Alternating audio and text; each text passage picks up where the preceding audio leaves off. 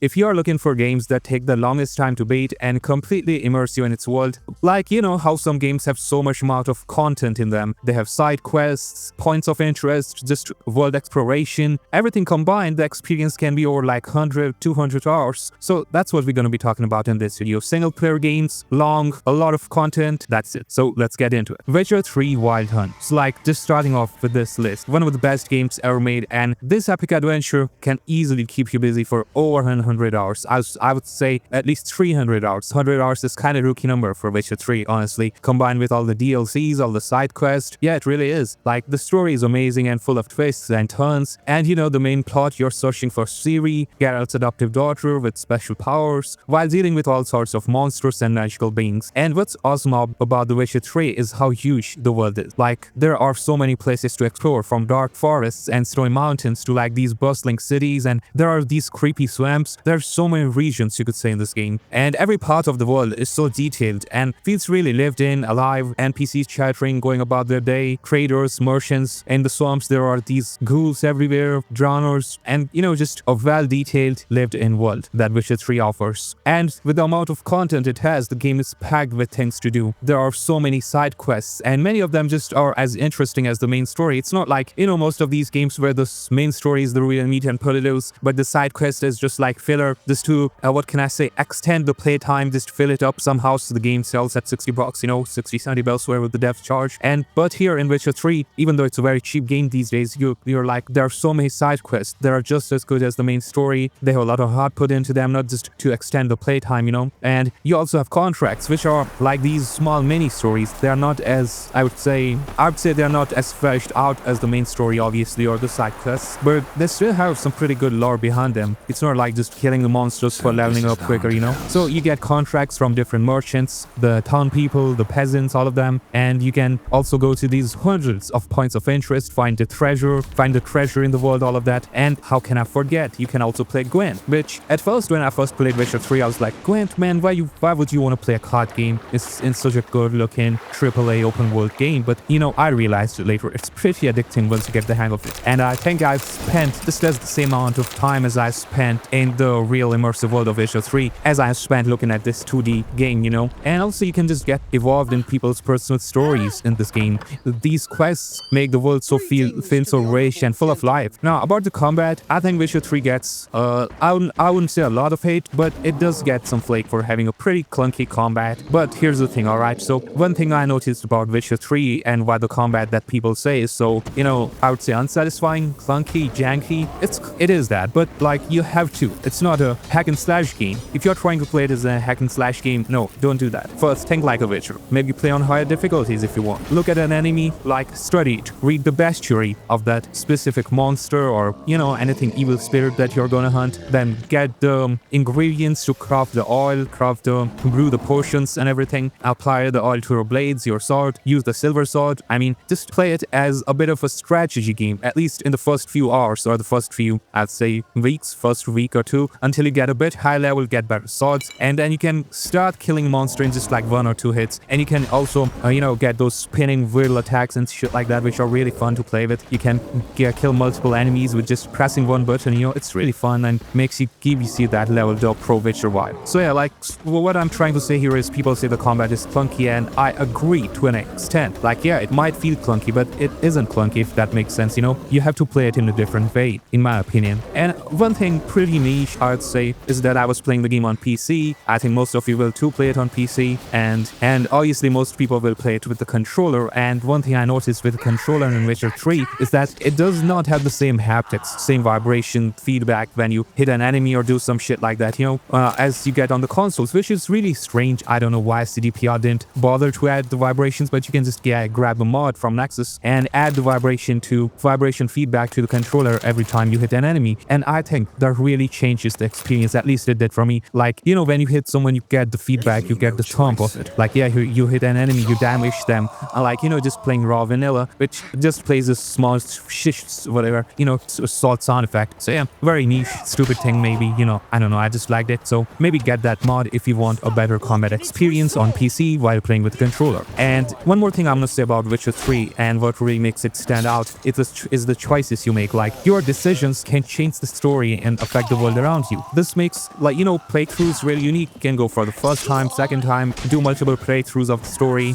make different choices. Some characters, even some villages, like, okay, I don't want to spoil it, but some whole towns can get just fucked up if you're making the wrong decisions. So yeah, it's not about just, like, okay, yeah, I make a bad choice, what, maybe one character dies? No, it's like a whole freaking town or village. All the peasants in there can die, can be wiped off if you just make the wrong choices. That's how deep Witcher 3 goes. And like, basically, if you're looking for a game that will keep you entertained for hours and hours, Witcher 3 is perfect. It has a fantastic story, just a huge massive world to explore, plenty of things to do, and playing on harder difficulties is also one of the best experiences, because then you really have to study, as I said earlier, those potions, those oils, bombs. So yeah, basically just gather all the ingredients, read the bestiary properly, gather all the ingredients, and then only you should just engage in the combat. So yeah, Witcher 3, it's a perfect game for me, no complaints. A long, perfect single-player RPG with one of the best stories ever made. Baldur's Gate 3. Next on our list is Baldur's Gate 3. Now this game is freaking massive. Deep RPG game that will keep you hooked for like well over 100 hours. That's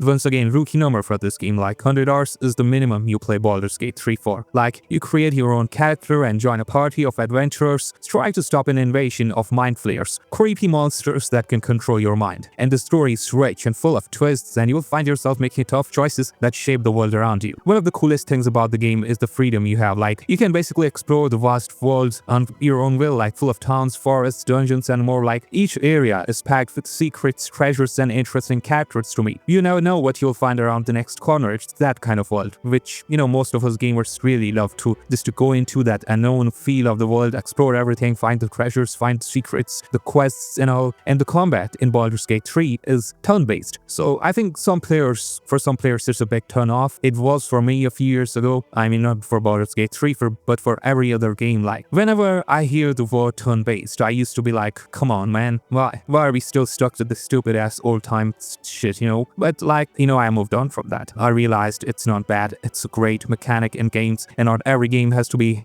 hack and slash. I mean, we really lack hack and slash games these days, so I don't know about that, but you get what I mean. Every game doesn't have to be action-based. You can take your time, you can strategize, and have a nice turn-based gameplay. But anyway, Baldur's Gate 3 gameplay is turn-based, which means you take turns planning your move. It's like a big strategic chess game. You have to think carefully about how you use your spells, your abilities, and teamwork to beat enough enemies. It's really challenging and really super satisfying when you come up with a great plan. And next thing, obviously it comes without saying that the game has a lot of deep role-playing elements. You talk to characters, make decisions with your party members and stuff, and the choices you can make here change the story and even lead to different endings. There are whole areas in this game that can be skipped just by making a different choice, and it's really cool to see how your actions affect this world. So basically, if you love deep, immersive RPGs with a lot of content, Baldur's Gate 3 is a must-play. It's a game where you can get lost in the adventure, spend hours exploring, and just enjoy every moment of the journey. Persona 5. This game is a fantastic mix of role-playing, school life, and supernatural adventures that will easily keep you busy for over 100 hours. Like, in Persona 5, you play as a high school student who leads a double life. By the day, you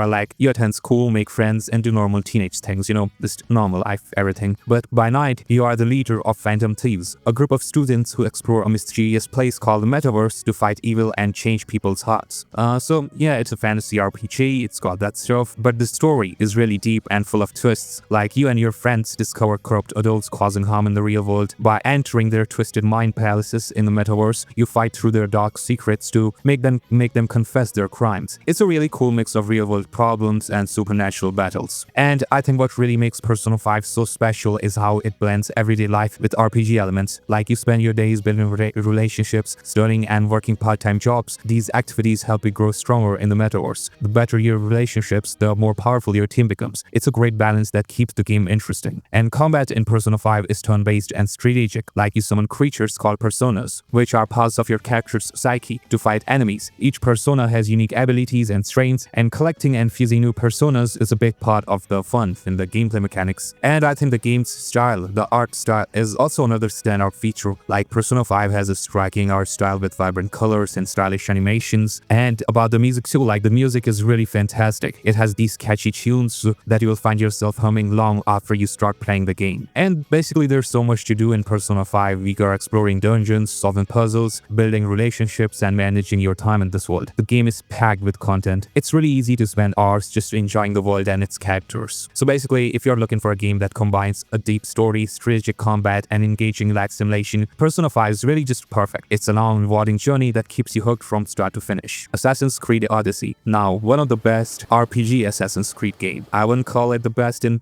compared to the older ones, but in terms of the RPG mechanics, newer gen Assassin's Creed games, it is pretty good. Let's not deny it. And of course, the game is huge, packed with content, and basically, yeah, it's a big, meaty RPG. The story isn't as good as the older ones, like, Assassin's Creed 2, Black Flag, but it has its own thing going on. So, like, you play as either Alexios or Cassandra, a mercenary in the ancient Greece during the Peloponnesian War, and the story is really full of adventure, mystery, and epic battles. But once again, not as good as the older games, but still, it is pretty decent. And you'll be exploring a beautifully recreated ancient Greece from bustling cities to serene islands, and I think that really is the best part of this game. The world itself, like Ubisoft, let's not deny it, they are amazing at creating these amazing virtual worlds from history especially. So the world of Odyssey is really enormous. There are countless places to explore, each with its own unique look and feel. You'll find ancient ruins, lush forests, and really just good, stunning coastlines. And the map is so big that it's really easy to spend hours just sailing around and discovering new locations. And obviously, the game is filled with quests, both main and side missions. The main story itself is pretty lengthy and involves multiple branches and choices that affect the outcome. And on top of that, there are tons of side quests, each with its own mini stories and rewards. You'll also find plenty of activities like hunting down mythical creatures or exploring underwater ruins and participating in large-scale battles. And now I'm going to talk about the combat in Odyssey. So it's pretty deep and engaging. Like, you have a wide variety of weapons and abilities at your disposal, and like almost every other RPG, you can customize your playstyle to your preferences. Like,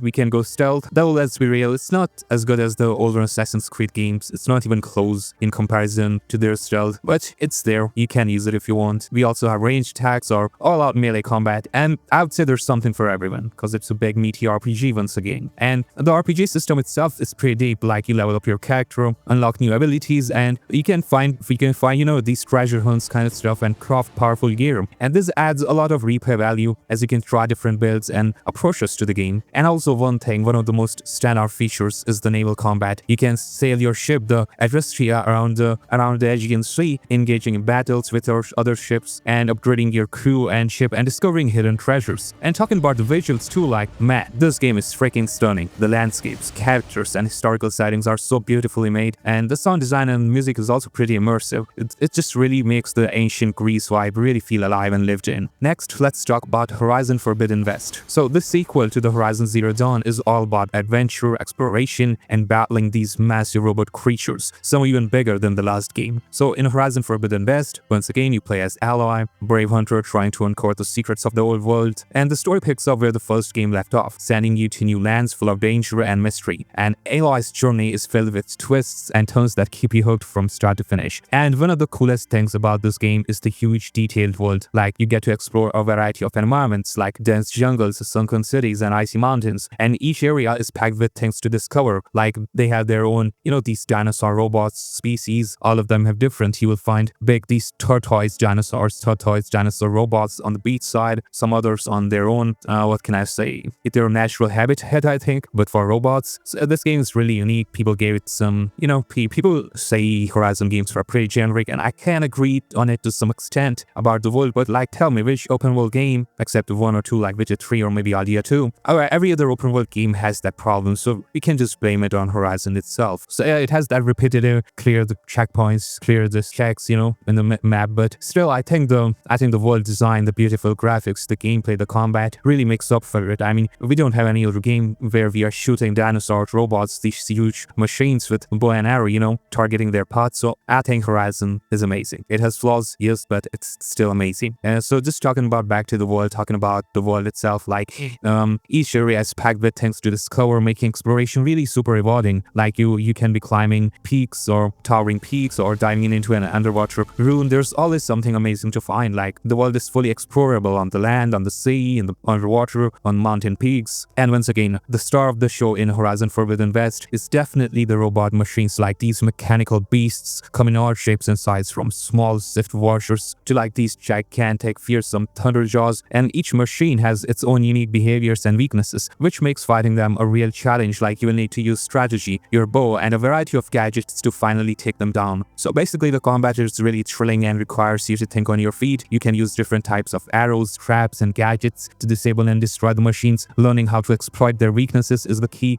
and it's incredibly satisfying when you manage to bring down a huge powerful robot. And there's also a deep crafting and upgrade system, like you can gather resources from the environment and from defeated machines to create new weapons and armor. This adds an extra layer of strategy as you decide how to best equip Ally for the challenges ahead. And once again, visually, oh man, this game is so good. One of the best looking PlayStation games ever. Like, the world is so beautifully crafted with vibrant colors and incredible attention to the detail in this world, and the colors, the vibrant. It's also good, like the dynamic weather and day-night cycle makes the environment feel really alive. Plus the character animations, the facial expressions are top-notch, and the texture work, the texture and the lighting are really so sharp. So basically, Horizon Forbidden West isn't just about, you know, the combat and exploration. The graphics, the story is also pretty good, and it has tons of activities to keep you busy, and you will meet some interesting characters in the game world too. It's not on the level of Witcher 3, obviously. It's pretty generic. Some NPCs characters can be pretty generic with their stories, but I think once again, the game main story is pretty decent, and I think the DLC, the Burning Shores, is one of the best visually looking thing ever. Like those volcanoes, that blue ocean, that island vibe, you know, it's really good. So if you play the main game, make sure to give that a try too. You will definitely like it. Next, let's talk about Xenoblade Chronicles 3, a game that will definitely keep you entertained for over 100+ hours. This epic RPG is packed with a huge world to explore, really deep story, and shit ton of activities. Like in Xenoblade Chronicles 3, you play as a group of characters from two warring nations. The story is all about their journey to find the truth behind their conflict and the mysterious power that connects them. It's really filled with emotional moments and twists that keep you hooked. So basically, the world itself of Xenoblade Chronicles 3 is really massive and beautiful. You'll explore vast landscapes, lush forests, towering mountains, and futuristic cities. And each area is filled with secrets and monsters and treasures. There's always something new to discover, making exploration really super rewarding. And one thing I love about this game is the combat system. It's real-time and action-packed, but also still it's strategic. Once again, like, you can control one character while the others fight alongside you, and you can switch between them during the battles. I think it's kind of like FF7 Remake, right? And each character has unique abilities and roles, so you need to think about your team's setup and tactics. It's really satisfying to pull off a well-coordinated attack and see your enemies go down. The story in Xenoblade Chronicles 3 is really deep and really engaging. The characters are well developed, and you really get to know them as you play. Their relationships and personal struggles add a lot of depth to the story, and I really found myself really caring about what happens to them. And also, a lot of side quests and activities to keep you busy. You can help NPCs with their problems, hunt down powerful monsters, and find rare items. These side quests are not really filler, though I'd say they add to the world really and the story itself, making it feel more lived in once again. So no filler quests here most of the time. And the visuals in Xenoblade Chronicles 3 are really, what can I say, vibrant. Once again, like, the character designs are fantastic. It's this 3D anime-inspired art style, you know, cel-shaded character models, and really vast scenic environments. And music, man, the music is also amazing. It has many soundtracks that perfectly match that epic feel of the game. And what I really appreciate about Xenoblade Chronicles 3 is the sense of scale. Like, the world really feels huge and full of life, and there's always something to do. Like, you're exploring a new area, fighting a tough boss, or just enjoying the story. There's always a reason to keep playing. So once again, really long game, easily over 100+ hours. It's a must play for any RPG fan. Next, let's just talk about Elden Ring now. Obviously, one of the biggest, most meaty, clunky, chunky, not clunky chunky, but meaty, big, full of stuff to do RPG in Souls-like, like in Elden Ring, you play as the Tarnished, exploring a massive and mysterious world. It's known as the Lands Between. The story isn't really rich, like all the other games in this list. It is rich, but it's in that notes sense, like find the scatter notes. For me personally, some people might like that. I don't really enjoy that. The lore is deep, but it's not on your face kind of story. You have to piece it together, which some people love. I don't love it personally, so I won't discuss about it. But like the world itself, it's a mix of fantasy and dark themes that will really keep you engaged. And one of the coolest things about Elden Ring is the open world itself compared to the other Souls-like games, because they have these areas, they're not really open worlds. And unlike previous FromSoft games, this one lets you explore vast landscapes, ancient ruins, and really these big giant castles at your own pace. And the world is full of secrets, hidden paths, and really powerful enemies, making exploration really incredibly rewarding. And I love how every corner of the world feels like it has a story to tell, even though once again it's not in your face. Like, I think Sekiro did it the best in all of the FromSoft games. Sekiro had one of the best stories. Now the combat itself, it's really challenging, but also just really dissatisfying. If you've played any of the Dark Souls games, you'll feel right at home, but you have to learn the enemy patterns, time your attacks, and use your skills wisely. The bosses are really tough, but they're all really fair too. And when you finally beat them, it really gives you this huge sense of accomplishment. Plus, there are tons of weapons and abilities to customize your playstyle. And the game also features a really deep character customization system. You can build your character in various ways, focusing on different stats, weapons, and magic. This adds a lot of replay value as you can try different builds and strategies on the subsequent playthroughs. And visually, like, Elden Ring looks really good. The environments are this dark, beautiful, and eerie with a lot of attention to the detail. The enemy designs are unique and often really terrifying, adding to the game's atmosphere. Sound design is also pretty good, and music, once again, top-notch, enhancing the overall experience. And what I really appreciate about Elden Ring is the sense of discovery. Like, there's always something new to find, whether it's a hidden boss, you can find a powerful weapon randomly, or a piece of lore that sheds light on the world's history. It's a game that rewards curiosity and exploration. Metal Gear Solid 5: The Phantom Pain. This game is a masterpiece of stealth, action, and open-world exploration. So in MGS5, you are playing as Big Boss, also known as Venom Snake, as you build your mercenary army and seek revenge on those who wronged you. The story is packed with intrigue, betrayal, and complex characters, but it's not as deep. I think I'd say it's pretty deep, but it's not as cutscene heavy as the older MGS games. And I think that's one of the weaker parts of the game. Like, Kojima went too much on the gameplay and too little on the story and the cutscenes here. All the story or everything like that is told through the radio tapes, which was pretty meh and to tell the story like that. But still, even though it's incomplete, even though it lacks so many cutscenes, it's still pretty good and will keep you hooked to see how it ends. And now I'm going to talk about the gameplay and the world itself. So like, one of the standout features of MGS5 is its open world design compared to the older games. Like, you get to explore these vast environments in Afghanistan and in Africa, and each filled with enemy bases and wild animals and hidden secrets. And the freedom to approach missions in multiple ways makes all the playthroughs, all the reruns really exciting and unique. Like, you prefer stealthy infiltration or all-out action, the game accommodates to both of your playstyle. And now the gameplay here is incredibly deep and satisfying. Like, the stealth mechanics are some of the best in any game. It's allowing you to use a wide array of gadgets, weapons, and tactics to outsmart your enemies, and the feeling of sneaking into a heavily guarded base undetected and completing your objective without a hitch is exhilarating, really. And building and managing your base, your mother base, is another huge part of the game. You can recruit soldiers, develop new weapons and equipments, and expand your operations. This adds a really strategic layer to the game, as you need to balance your resources and personnel to keep your base running smoothly. And visually, like, MGS5 still looks really good. It's more than, like, I think 11 years old now, and the environments are detailed and really lifelike with dynamic weather and these storms rolling in and the day-night cycle and weather effects, the rain, everything is really just good and polished in terms of the visuals department. And you know, one thing about the day-night cycles is that it really affects the gameplay too. You know, enemies get night visions if you just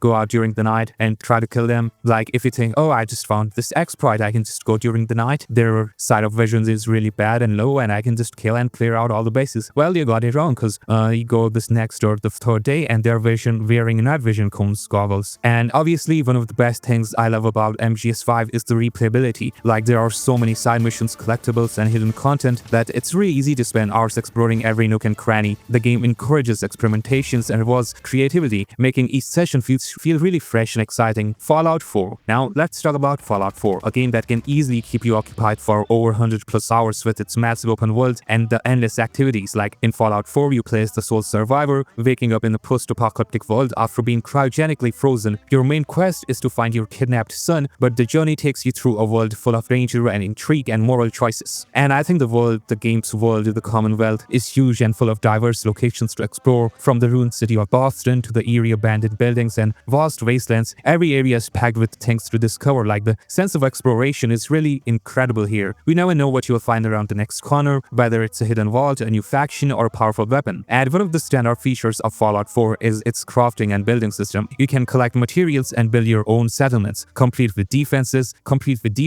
amenities, and living quarters for other survivors. This adds a lot of the whole new level depth to the game as you create and manage thriving communities in the wasteland. And the combat in Fallout 4 is really engaging and flexible. Like, you can use a variety of weapons, from melee weapons and guns to energy weapons and grenades. The VATS system, the VATS system, allows you to slow down time and target specific body parts of your enemies, adding a strategic element to the action too. And the game also has a deep character customization system. You can level up and choose from a wide range of perks that enhance your abilities and playstyle. Whether you want to be a stealthy snapper, a charismatic leader, or a brute force warrior, the game lets you build your character the way you want. Fallout 4 is really packed with quests and side missions. Like, the main story is compelling, but the side quests are where the game truly shines. Each faction, from the Brotherhood of Steel to the Railroad and the Minuteman, offers its own storyline and quests, giving you plenty to do and explore explore. And visually, the game is pretty impressive with detailed environments and dynamic weather system that adds to the atmosphere. The post-apocalyptic world is beautifully bleak, with every location telling a story through its design and details. The sound design and music are top-notch too, with a mix of eerie and ambient sounds and classic 1950s tunes, which I really loved. By the way, the 1950s tunes were one of the best parts of the game. It sets the mood really perfectly. So yeah, all in all, if you're looking for a game with a rich, immersive world and endless content almost, Fallout 4 is a really must-play. It's a blend of exploration, combat, and building offers something for everyone. You can easily spend 100+ hours here, just wandering the wasteland. Red Dead Redemption 2. Now, one of the best games ever, and one of the best almost non-RPG long game. Like in Red Dead 2, you play as Arthur Morgan, a member of the Vanderlyn gang. The story is set in 1999 and you're living through the end of Wild West era. It's all about survival, loyalty, and tough choices Arthur has to make. And man, the world in this game, it's so huge and so incredibly detailed. Like, you can explore forests, mountains, swamps, and towns, each filled with life and things to do. There are so many side quests, hidden treasures, and random events that you'll always find something new to explore. And the gameplay is a mix of action, exploration, and role-playing, light role-playing, I would say. You will be riding your horse, getting into gunfights, hunting animals, and crafting supplies. The game also has a deep story. I think the game has a very deep story with lots of characters and twists that will really keep you hooked. One of the best story games ever made, period. And one of the coolest things about Odyssey 2 is how alive the world feels. The NPCs have their own routines, and the wildlife act realistically. You can interact with almost everything and everyone, making the world feel real and immersive. And the graphics, oh my god, one of the best ever. So stunning, the landscapes are beautiful, and the attention to detail is amazing. From the changing weather to the way the Arthur's beard grow over time, and everything feels and looks so amazing. The sound design and music, one of the best musics in any game, and it really adds to the atmosphere, making you feel like you're really in the Wild West. The story, once again, one of the best, emotional and engaging. Arthur's journey is full of highs and lows, and you get to see his character grow and change. Some of the choices you can make also affect some of the relationships and the ending you get with the game. Obviously, I won't spoil it, even though I think almost everyone now has played Odyssey 2, but still, you can't go wrong with Odyssey 2. Rich world, big open world, amazing graphics, deep systems and gameplays and bond systems with the camp and interactions, and one of the best stories ever. What's not to like here?